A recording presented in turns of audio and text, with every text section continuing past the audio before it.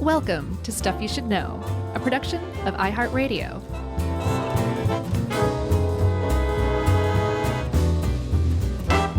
Hey, and welcome to the podcast. I'm Josh, and there's Chuck, and Jerry's here too. And this is the brief overview of Cliff Notes.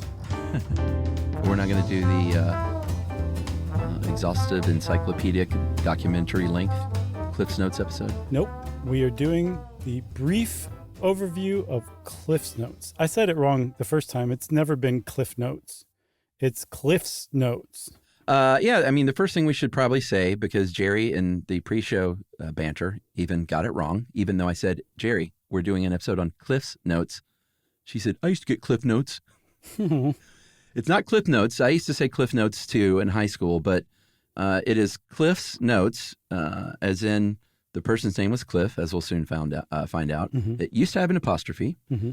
Then it just became Cliff's, two words, notes without an apostrophe. Sure. Then it became Cliff's Notes, all one word, but with that N capitalized. So stylish. But it has never been Cliff Notes. No, but everyone basically in the world calls it Cliff Notes. Right. And we should tell everyone what this is. If you don't know, I do know that they went around the world a little bit, but it feels like a very American thing. It is a study aid. It's basically sort of, I was about to say a Cliff Notes version of the book because it's so in the lexicon now. But Yeah. It's like if you went to read a book in high school in the 80s, like The Scarlet Letter, and you're like, oh, God, do I really have to read The Scarlet Letter? You would go to a store and you would buy this yellow and black, very thin pamphlet. I don't remember how much they were then. They're only about $8.99 now. Yeah. And it would contextualize the work. It would summarize the work, give you character descriptions, basically everything you needed to know the night before to pass the test or write the paper. Yeah. And like you said, it's entered the lexicon. Most people can recognize it just that from that yellow and black cover. It looks like a Men at Work album cover. Yeah, or Stryper. Stryper, yes. Very nice. Maybe that's where Stryper got it. Maybe. And then, yeah, most people in America know what we're talking about. I do wonder how well known it is around the world, though.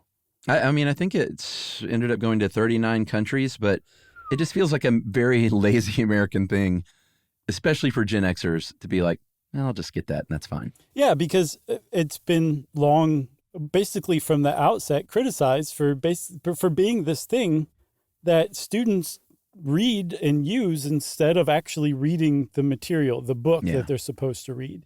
That actually ran afoul, I guess, of what the guy who invented these things intent was. He always said, nope, this is not what that's for. You're supposed to read the regular, book. You're supposed to read the Scarlet Letter, Chuck, and whether you like it or not doesn't matter. Yeah. And then you get the Cliff's Notes and you understand it that much more fully. That was the point.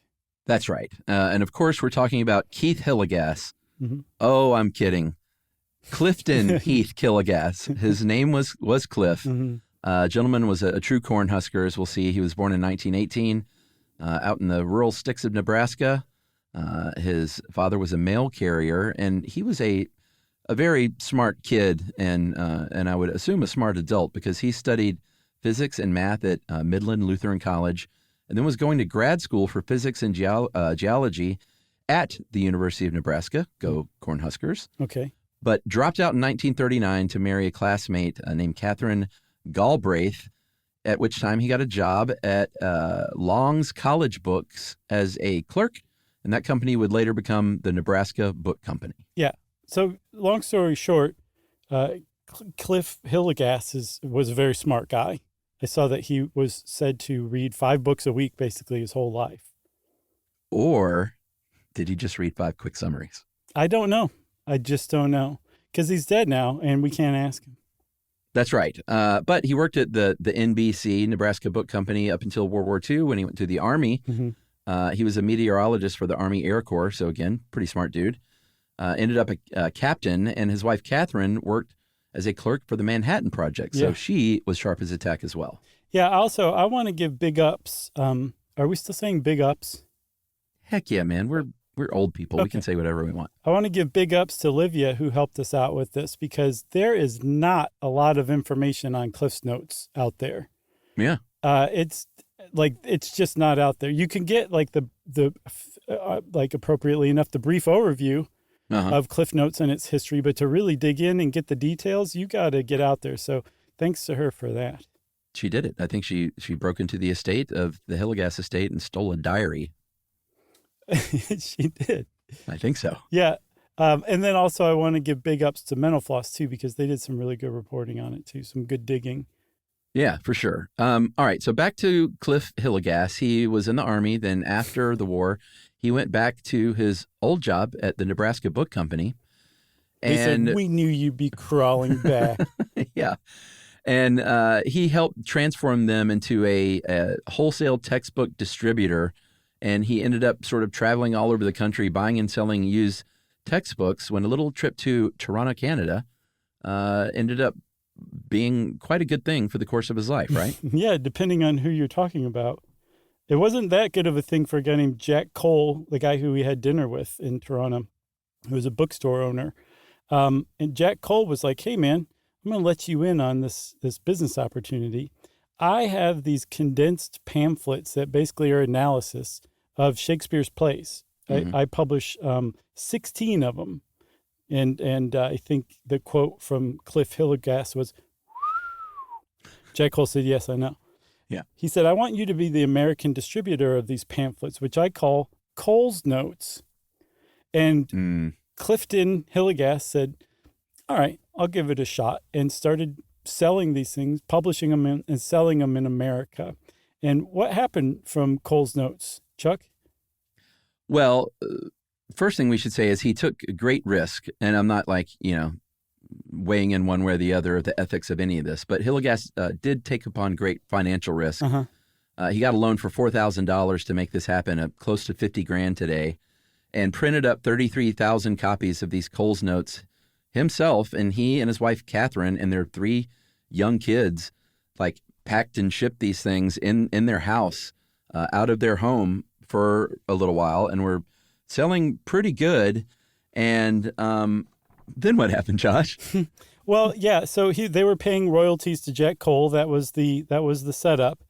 And within the first year, I guess Hillegas was like, nuts to that. I'm just going to rename these things Cliff Notes. Yeah. Cliff's Notes. So they went from Cole's Notes to Cliff's Notes. I think the Cole was heard to say, and Cliff was like, I can't hear you. I'm down in Nebraska. So I just see people gloss over this all the time. Like I just don't understand why it's not at all controversial, because he clearly just lifted the intellectual property of Jack Cole and took it as his own. To be fair, he rewrote and phased out the Cole's Notes stuff, but the whole concept and even basically the name was the same. Yeah, I would argue that maybe the name is intellectual property, but I think in a court of law, a judge would say, you can't claim doing a condensed version of a book as an original idea that no one else can do, because there were summaries before this. They didn't invent the idea of a literary summary. You know what I'm saying? Yeah. But if Law and Order has taught me anything, it's that you can't predict what a judge is going to rule. No, that's true. But, and I'm not going to bat for Cliff. I'm just saying that I don't think that's one of those ideas you can say, I hold the idea for condensing a long novel into a shorter version. No, I understand. And I'm not trying to gun him down. I just hadn't gotten my gotcha today. So that was right. I do feel bad for Cole, though, if it helps. I do, too. And I saw nowhere what his reaction was or what he did. I made up his quote of, that was a joke. Right. But yeah, everybody just walks right past that stuff. Yeah, for sure. And I refuse to. Well, I feel like everyone is called out online for doing something like this, but old Cliff gets a pass, I guess, because everyone got through school because of him. Yeah, that's the thing. So, this is not to paint him as a bad guy. If you want to know about him, he treasured letters that he got from students thanking him for helping them get through school, which you and I can attest. Getting a letter and email like that is really great. So I guess that makes us really great too. If I'm saying that that makes him a good guy, that's wonderful. That really worked out. Yeah, he sold a lot of these pretty quickly, though. I do like how Olivia put he gradually phased out the original material. Right. It seemed like that happened within that first year. Yeah. But he was. I also couldn't find when he stopped paying the royalties. Was that during the first year or two? I'm guessing when it became Cliff Notes, he Yeah. stopped paying royalties. Probably right. But nevertheless, between the start of when he started doing that in August of 1958 and just yet 6 months later, at the end of that year, he had sold 58,000 copies of these book summaries and pamphlets. And by 1964, but 6 years later, he was doing all this on the side from the Nebraska Book Company. He was able to quit that job by 64. And just the 60s were a big decade period. He quit that job in 64. He changed the name in the 60s from Cliff's Notes without the apostrophe to Cliff's Notes. Big deal. And then he got divorced in 1966 and got remarried. Yeah, later on he got remarried to a woman named Mary. Yeah. And I guess he adopted her 2 kids. Another thing that shows he's a stand-up guy. Really, the only blemish on his entire lifetime is how he treated Jack Cole. That's true, but did those kids' biological father get royalties Nope, on those children? He named them Cliff's kids. They were originally Jack Cole's because he stole his wife, Mary. Oh, man. And everyone just glosses right over that. Yep. Should we take a break? Sure. All right, we'll take an early break here because this one's probably a little bit shorter, and we'll talk about the early days of that company right after this.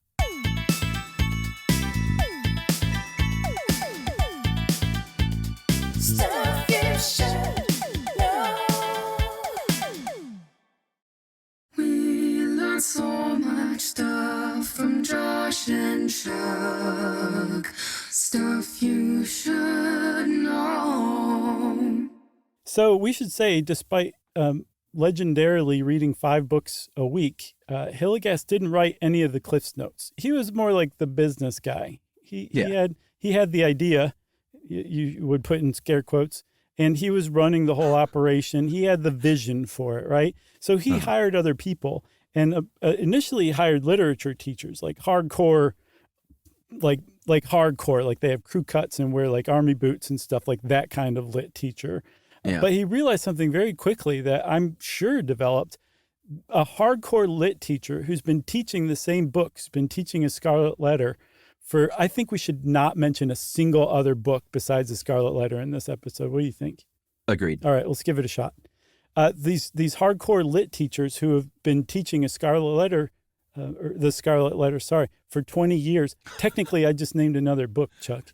Yeah. For 20 years, these people know too much. They understand the book too well. They know all the details that they just get mired down when they're writing a synopsis or something. It's just too intense for the audience, which is high school and college readers, usually undergrad readers.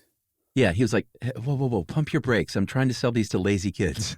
Exactly. Like, broad overview, please. He ended up with grad students mainly saying that they did the best work, which makes sense. Sure, they work for free, too. That's right. But we mentioned the iconic yellow and black design. That was something Cliff thought of himself. I remember the Mountain Cliffs even being on the editions I had when I was, a student in the 80s. Mm-hmm. I don't think they have that anymore, but they have these yellow and black stripes that just, it looks, it's a genius branding move just to do that simple little thing because Cliff's Notes were so identifiable from across a bookstore the night before a test or something. You could zoom over to that spinning rack of yellow and black pamphlets. Mm-hmm. Yeah, you'd walk in the bookstore and they'd call to you, "Don't bother, come by me." Exactly. So one of the big things, I didn't know this, but one of the big reasons CliffsNotes became the brand that it is today, which is to say iconic, is because they advertised a lot in the 60s. And they very wisely went to where their readership was. They advertised in 17. They advertised in Playboy. They advertised in, the Scholastic Journal. I don't know how much of a return on investment they got on that, but they also advertise in college newspapers. Bingo. Yeah. And so like if you're going to high schoolers and college kids and saying, "Hey, we have something that it's going to keep you from having to read a Scarlet Letter, the Scarlet Letter. Don't you want that?" And they say, "Yes, I want that so bad." Like it just rooted that business and simultaneously made it take off like a rocket. That's right. And you would open up the Scarlet Letter CliffsNotes and it would say, The letter is A, the end. That's why I keep calling it a scarlet letter. Yeah, probably. Because it is literally A. Mm-hmm. A for awesome. No, not quite.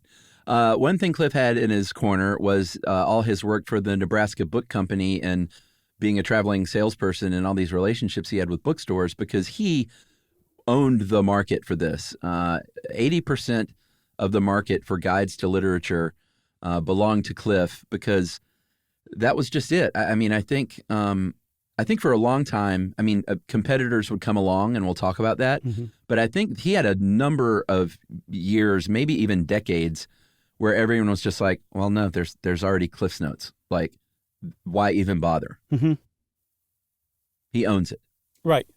That wasn't enough to keep people from coming along as competitors, but it does seem like they really didn't start to emerge until much, much later in history.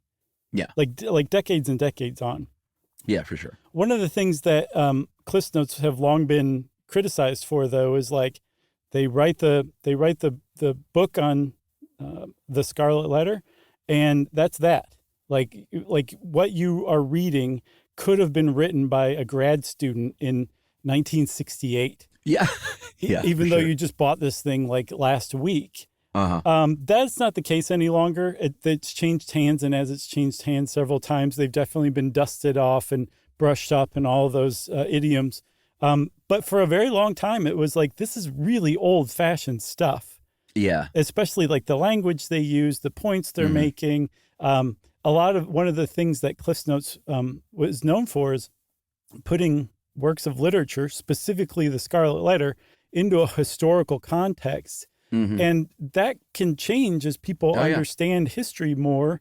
But if you don't go update it, it's the understanding of it in 1968. Yeah, for sure. We mentioned the 60s. You just mentioned 68, for crying out loud. Yeah. Being a kind of a big decade for the business, it was toward the end of that decade that things got a little rocky. It was around 1969 that a couple of things happened to sort of dampen the business, I guess, a little bit. And this is something I didn't know, but apparently starting in 1969 and through the first, bit of the 70s, the classics, people are like, hey, all these new teachers came along. They're like, hey, we don't need to read the Scarlet Letter anymore. We're going to read another unnamed book that's a little more current. Mm-hmm. And so the classics kind of fell off a little bit. And apparently a lot of high schools and colleges started the pass-fail thing. So a kid wasn't as incentivized to ace a test. They were just incentivized to pass a test. So they're like, I don't even need the Cliff Notes. I can just kind of fake my way through and pass this thing. Right. As a result, they dropped about $1 million a year in sales up until like the mid 70s, when they were like, oh my God, what were we thinking? We got to put the Scarlet Letter back on the reading list, and we have to grade these kids according to their grade. This pass-fail thing is not doing anyone any favors. It's chaos. It's chaos. Yeah, not only did they drop $1 million in sales, they dropped 1 million units in the mid-70s. Oh, I thought that was sales. No. Like the number of sales that they made dropped from 2.8 million to 1.8 million. Oh, I was pretty sure that was dollars, but And I'm sure if you're positive that it's units, I'm we'll move on. 78% positive. Oh, okay. Well, that tracks because I was 22% positive. Okay, good. Yeah, and Cliff Hillegas was like, you hippies, Right. for that huge loss in sales for the mid-70s. Yeah. So there was another stumble that they made Cliff's cassettes, which was a good idea if you ask me. Totally. It was Cliff's Notes, but in a cassette version that kids could pop into their Walkman and walk around listening to. Want to be lazier? Man. Yeah, exactly. You don't even have to walk around. You can lay there and listen to this stuff with your eyes closed and your hands soaking in Palmolive. If you don't want to read the Scarlet Letter and you don't want to read the 47-page summary, how about you just pop in that cassette and lay on your bed and smoke some grass? Yeah, and listen to Ed Asner tell you what the Scarlet Letter means. Oh, boy. Was that planned or did you just come up with that answer? I just came up with that. Oh, that's so great. Thanks. This was only about a 6-month thing. It did not go over well, despite being a pretty good idea. That got me thinking about just audiobooks or books on tape and when that was a thing. Mm-hmm. Apparently that started in 1932. Oh, yeah. Yeah, the American Foundation for the Blind opened up a recording studio. So it was a thing, but I feel like it didn't really take off until much, much, much later. Until the Walkman. Did you have a Walkman, by the way? Yeah, of course I did. Nice. I did too. I associate it specifically with my cassette of Huey Lewis and the News Sports. One of the great records of all time. Yeah, it is. Really good. I don't think I ever had a Discman. I didn't either.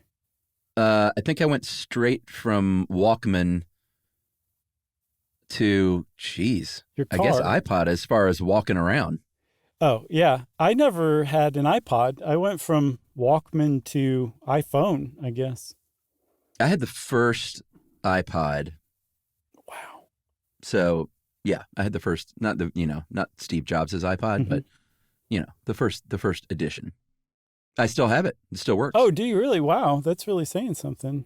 Yeah, I put pictures of it on my Instagram not too long ago, actually, because I found it, charged it, and I just put up the opening screen because, the first Walkman had everything in alphabetical order just on the screen when you opened it. Yeah. And boy, it was eight or nine bands locked in time from, I guess, like 2000 or something, whatever that was. That's awesome. Yeah, I didn't have one of those. I'm sorry. I'm going to get you maybe a Nano. No need. Those things were tiny, though. They were like the size of a thumb of steak. Yeah, or a square of chocolate, actually. Yeah, there you go. Yeah. We'll keep going, right? Yeah, I mentioned Hillegrass was a true Cornhusker. He kept that company in Nebraska. He felt very strongly about that and donated 10% of its profits to Nebraska organizations. Was a big curator of the arts, so the Museum of Nebraska Art was a big one that benefited from his stealing that idea from Cole. And they have, if you've ever looked up, hey, what does this guy look like anyway? You might see a bronze statue of him, and that is from that Museum of Nebraska Art. Yeah, he's standing up in some bushes like a creep with a book open. What else? What happened in 1983? I think this also kind of puts a certain, it paints a picture of this guy. That's what I'm trying to say. At age 65, on the dot, he retires. Okay? Yeah. That's just the kind of guy he was. But he didn't actually retire. He just stepped down from company president to the head of the board of directors. Yeah. And he still went into the office every day. Yeah. And instead of calling him Mr. Hillegas, they said, you can call me Cliff. Right. He would show up in a smoking jacket and ascot after he retired. Exactly. But he still called the shots. Right. But that's just, I can totally, because don't forget, he was trained in geology, math, physics. He had a certain way of looking at things for sure. Yeah. That a couple of years later in 1985, there was a Chicago Tribune article.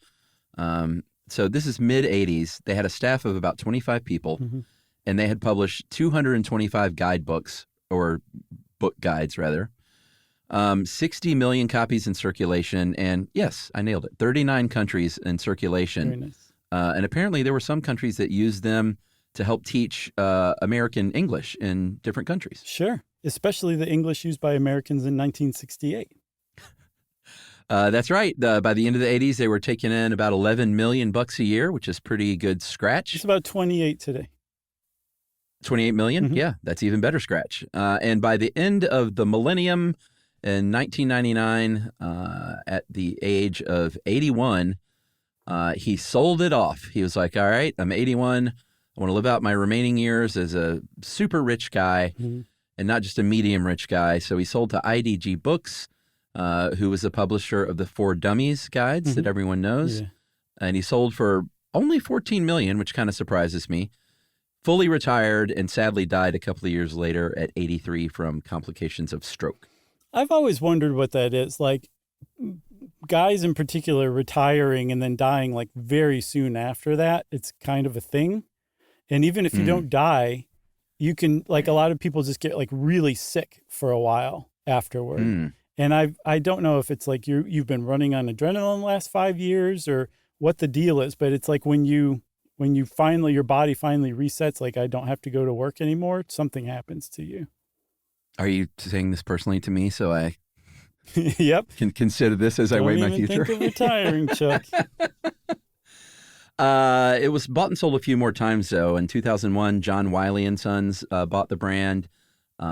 They changed the name this time. This is when they squashed it together as Cliff's Notes with the capital N. Yeah. Then Houghton Mifflin Harcourt bought it in 2012, and then Course Hero bought it in 21. Yeah. Yeah, well, that makes sense too. Course Hero is a online tutor. Essentially, they have courses and they're heroes for it. And one final thing before we take the break is, I think the New York Times in the early aughts did a report, and they found that it's not just lazy high school kids that are buying these books. They found out it's lazy adults in book clubs that just want to participate in a book club, but they maybe don't have the time to read the Scarlet Letter. So they'll get the Cliff's Notes so they can go and have some wine and talk about the abridged version. Right. You can tell the ones that read the Cliff's Notes of the Scarlet Letter because they're the ones who thought it was really good. That's right. And it's also the yellow and black is sticking out from their fanny pack. Right. They have a little piece of it in their teeth. Right. All right. Shall we take our second break? Yes. All right. We'll be back and pick up on where we are today with Cliff and his notes.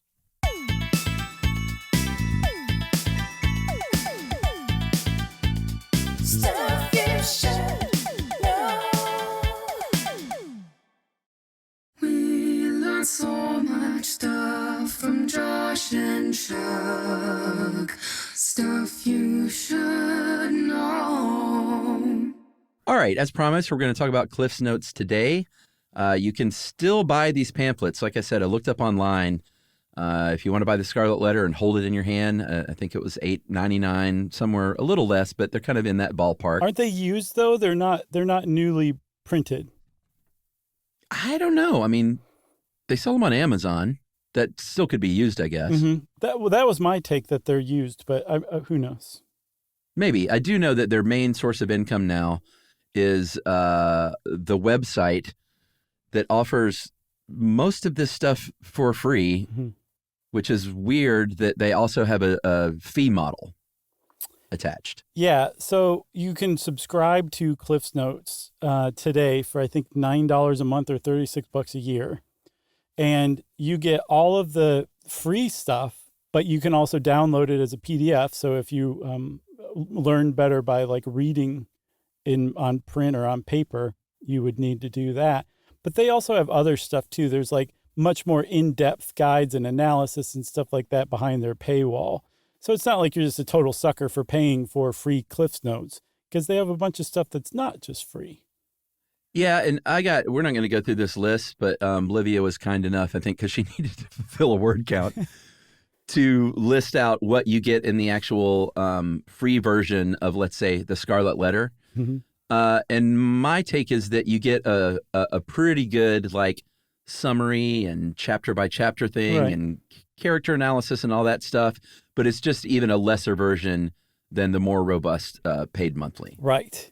And Yeah. I mean, it's even more, like there's pretty good detail in it. Like for their analysis of the Scarlet Letter, they talk about how the Scarlet Letter fits into dystopian fiction in general. Yeah. Or how Big Brother in the Scarlet Letter can be compared to Hitler or Stalin.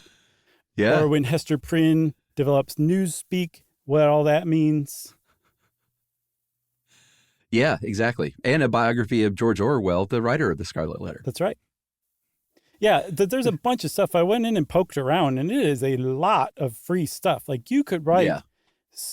numerous really good slam dunk papers on the Scarlet Mhm. Letter just from the free stuff that they have available. So I'm a little curious too what their business model is because it doesn't really make sense to me unless it's a portal to Course Hero. Now that I think about it, I'll bet it is. I'll bet they You think? get you with the free stuff. And then they get you into Course Hero and they turn you upside down and shake you by your ankles until all the change Yeah. falls out of your pockets. They're like, you want to be a better student for $9 a month? Yeah. So we should talk a little bit more about the elephant in the room, which is that this is just a way for kids to cheat. Mhm. I mean, the other elephant is we haven't discussed our own Cliff's Notes use. I will volunteer my own. You don't have to answer. I've never used them. Okay, well, go ahead and just make me look bad right before I say that I leaned on them. No, worse than that, I didn't even bother to use the Cliff's Notes. I didn't read the material either. Oh, I was okay. just a really, really lame high school student in high school. I was not good at all. I didn't blossom until college. Okay, I do remember that now, but you were setting me up to look like a chump. No, thought. I But swooped in and saved you, thank you. like Hester I Prynne did. did in The Scarlet Letter. That's right. I did use Cliff's Notes, not exclusively. I was always a believer, and this is not right, kids, of I love to read. I was an English major for heaven's sake. I know. So I love to read, but I wanted to read what I wanted to read. Right. Emily still sort of challenges me, not on just reading, but like Chuck only does what he wants to do, that kind of thing. That's not the best trait, everybody. You should not be like Chuck. But I wanted to read what I wanted to read. I didn't want to read the Scarlet Letter, so I got the Cliff's Notes. And, probably perused the Scarlet Letter. The books that I was like, I totally want to read that. I can't think of another book title. Like The Scarlet But- Letter. Yeah, I would read that Scarlet Letter. I wouldn't read the one they assigned to me. So I did use Cliff's Notes. That was in high school. Did not use them in college as an English major because I felt like it was time to get a little more serious, and I chose that major willingly, so I should probably do the work. Right. And that was the only work in college I really, really enjoyed was reading and writing. So I didn't use them in college. But all that to say, the elephant in the room is like, is this just for lazy kids? And you mentioned that Hillegas was like, no, but how would he enforce that? Or encourage that, rather. With a stern note Yeah. at the beginning of every copy of Cliff's Notes, he had a little note. His signature was next to it, too. He said that a thorough appreciation of literature allows no shortcuts, and students who use them to avoid reading the actual material or having to go into class for discussion groups about the material are denying themselves the very education that they are presumably giving their most vital years to achieve. And I feel like he took a bit of a utopian approach to how he viewed his customers, but surely there was some out there. I do wonder if there was a single Cliff's Notes buyer who read that note and was like, you know what, I'm going to change my ways. Yeah. I'm abusing these things. I doubt it, but I'm sure there were students like I did at times where a book was a little over their head and they used the Cliff's Notes as intended to help with the book. I saw also that some teachers did that. They actually suggested Cliff's Notes for some students, which meant that your teacher thought you were a dipstick. Well, teachers also were on record as using it for lesson planning sometimes because they didn't want to read the Scarlet Letter either. That's really hilarious. That's so Mrs. Krabappel. It totally is. And then a lot of them actually use Cliff's Notes for the opposite reasons. They would know, like if you're a high school English teacher, there's a handful of the Scarlet Letters that you've assigned during the year, and you assign the same Scarlet Letters over and over again year after year. So you probably know the Cliff's Notes on those things by heart. So you can very easily pick out when somebody is not only using the Cliff's Notes, but way worse than that, is actually plagiarizing the Cliff's Notes. That Lowest is of the low. laziest thing you could possibly do prior to ChatGPT writing your paper for you. Yeah. This is coming from two Gen Xers, and we wrote the book on how to get away with lazy. Yeah. I didn't even read the material or the Cliff's Notes. That's pretty lazy. Yeah. Certain universities took charge. In 1997, Villanova pulled Cliff's Notes from their college bookstore. Other bookstores maybe didn't sell them, but they're the only one that Livy could find, at least, that actually pulled them off the shelves. Yeah, they very famously sent in a hit squad Right. that ended up trashing the bookstore and tore up all of the Cliff's Notes. And when they left, they threw flashbang grenades into the bookstore as That's they right. took off. And yelled, "Hut, hut, hut." Mm-hmm. Cliff did not like this, and they took out a full-page ad. I guess he was passed away by this point, but the company didn't like this. Right. And they took an ad in the Villanova student newspaper, called it censorship, and the college was like, they can still buy these things anywhere. This is sort of a symbolic gesture. Calm down. Yeah. We kind of touched on, and we didn't say it like overtly, but there were a lot of teachers out there who were okay with Cliff's Notes, and some who even encouraged their use. That seems to have come along like a generation after Cliff's Notes came out, which is not coincidental, because a lot of those people who grew up to be English teachers and English professors used Cliff's Notes when they went through school themselves. So at the very least, they had a certain fondness of it. And at best, they were like, this is actually super helpful as a reference material. Yeah, for sure. And if you have a set of Cliff's Notes that you have read recently from later in the company's story, you're like, hey, man, I didn't see any note from Cliff saying these aren't shortcuts. P.S. Enjoy the shortcut. Mm-hmm. This didn't have anything in it. I think the minute he sold that company, they were like, let's get rid of that note. It's a real drag. And, yeah, it's a real drag. And not only that, like our advertising should actively encourage the fact that this is a shortcut. Yeah, that's pretty much what they did. Let's own it. Yeah, and they did own it. I think they kind of walked it back a little bit. So there's like a watered down version of his note essentially saying the same thing, but they definitely did. They said the unspoken part out loud, I guess is how they put it. Yeah, for sure. Here's the big question though, and I'm glad Olivia posed this question. Like, is it bad to use Cliff's Notes?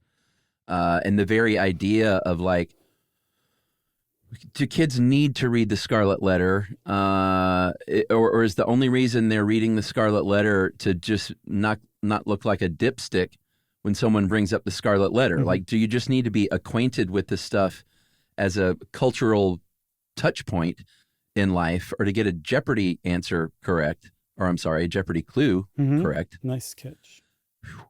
Man, we almost got our membership revoked.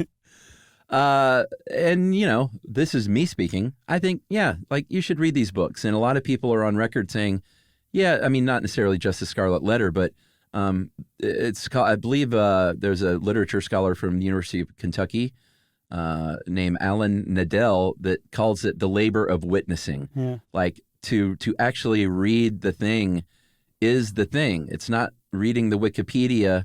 I think she found a Redditor, East, TX Josh, that said it's like reading the Wikipedia on Beethoven's Ninth, but not listening to it. There's something about experiencing the thing that is different and valuable. Yeah. Yeah. And reading all this, Chuck, made me realize how much I missed out by not reading all those books in high school. You still can, buddy. Right. So I went on a couple of, I searched books you should read before you die, and that brought up Awesome. numerous lists. And there's some that appear on all of the lists. And I'm still searching for the Scarlet Letter I'm going to read. Right. But which single book? Yeah. If you have any recommendations for one to start with, let me know. Well, you know what would be fun is our mutual friend Joey Ciara Mhm. of the Henry Clay People, Of who course. are friends who wrote and performed the theme song to our television show, Mhm. and still a good friend. I'm going to see he's going to Glengarry with me this weekend. Very nice. He is a Moby Dick aficionado and collects copies and versions of that. And he said that is the best book of all time. He said it's not my favorite book. He said it's the best book. You mean the Scarlet Letter, the one with the great white whale? Oh, that's right. I got the name wrong. So Mhm. sorry. Yeah.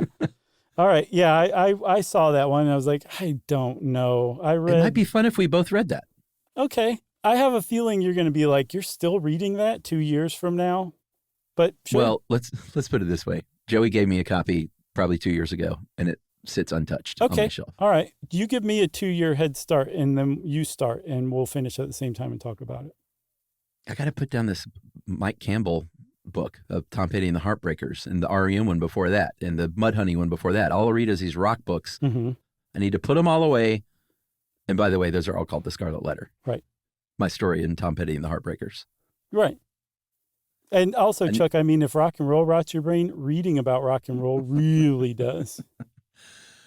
Should we mention one more point that teachers make, or I'm sorry, that a problem with study guides? Mhm. Some people are like, hey, these study guides just give you one lens to look through to view this thing.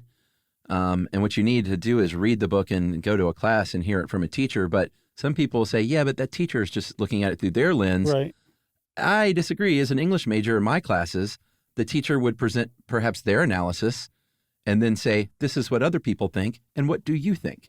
Right. And you have to have read the Cliff's Notes to say That's what you right. think. What else? You want to talk about any of these parodies or spinoffs or competitors? Yeah, I mean, we can just mention kind of quickly, Spark Notes became the biggest competitor in like 1999. There's one called Shmoop, founded in 2008, that became a pretty good competitor. That's pretty good. I went and read some of their stuff. It's much more loosely written. Like, what's up with yada, yada, yada. Oh, really? What's up with that letter A? Interesting. I do want to mention this one spoof, at least, Thug Notes. Yeah, it's great. Did you watch any of these? Uh-huh. I watched the one on Dr. Jekyll and Mr. Hyde. Yeah, I think you mean the Scarlet Letter. Oh, man, I got it too. We both went down. Thug Notes is on YouTube. I was talking about the movie. Oh, right. It's a YouTube series from comedian Greg Edwards. He plays a character, a PhD named Sparky Sweets, who summarizes a commentary on 100 different books. They're generally about 5 minutes long, and it's a comedy thing. It's Thug Notes. He does African-American vernacular and breaks down these books in a fun way, in a very quick way, but he's got 3.14 million subs. And if you watch one of these like you did, you will soon learn, like, it's a joke, but he's laying down some real truth on some of these as well. Oh, yeah. Like, when you finish watching one of these Thug Notes, like, you understand what that book was about, like, fully. Like, he does a great job with it. But yeah, there's just this whole shtick to it that's pretty awesome too. Yeah, I watched a few of them, but the one on the Scarlet Letter by George Orwell, at the end, in the analysis, he explains, he talks about censorship and book burning and Stalinism and double talk and all that stuff in a very fun way. Mm-hmm. And I can only think that, like, there might be young students that identify with Greg Edwards and what he's doing, that it might provide a little real insight and inspiration. I hope so. Even though it's just a joke. Did you say that did you say the name of his character on Thug Notes? I did. I love it. I guess that's about it, huh? That's all I got on Cliff's Notes. Okay. I think, man, hats off to us. Hats off to Olivia. Hats off to Mental Floss. Hats off to Sparky Sweets, PhD. We made it through Cliff's Notes. Hats off to Nathaniel Hawthorne. Yeah, and Hester Prynne, too. Yeah. Let's see. Since we took our hat off to Hester Prynne, of course that means it's time for listener mail. Hey, guys. This is about Broadway. My name's Reagan. I've been a listener for 10 years. My husband, Paul, and I love to listen to you guys while we cook dinner. And we listen to reruns on long car trips. I'm writing in the Broadway episode because I am a theatrical costume designer. And I wanted to offer some more insight about previews that you guys were discussing. Previews have a cool function where they are actually used by the production team to keep changing, like Josh said, and fine-tuning a show based on audience feedback. Especially on a brand new show, new lines and music may even be written and added during the process. Changes can also include restaging and cutting or adding technical elements like costumes or props. However, Chuck was right, and that toward the end of previews, the show will be frozen by the director, which means no further changes are allowed to be made. And it's after that time that critics will be invited to attend during previews, after they're frozen, before opening night. Got it. So that totally clears it up. Thanks for doing such a great job covering Broadway. Really touched me to hear about the theater world on my favorite podcast, because I listen to you guys almost daily in the costume shop. And that is from Reagan McKay, interim costume shop manager at the Roundhouse Theater. Wow, that's awesome. I think we talked about the Roundhouse Theater, didn't we? It sounds familiar. I hope we did. Thank you very much, Reagan. We love it when we hear from experts in the field about an episode we talked about, especially when they say we got it right. And if you want to be like Reagan and send us an email where you're like, hey, I know what I'm talking about, and you guys did a good job, we love that kind of thing. You can send it to stuffpodcast@iheartradio.com. Stuff You Should Know is a production of iHeartRadio. For more podcasts from iHeartRadio, visit the iHeartRadio app, Apple Podcasts, or wherever you listen to your favorite shows.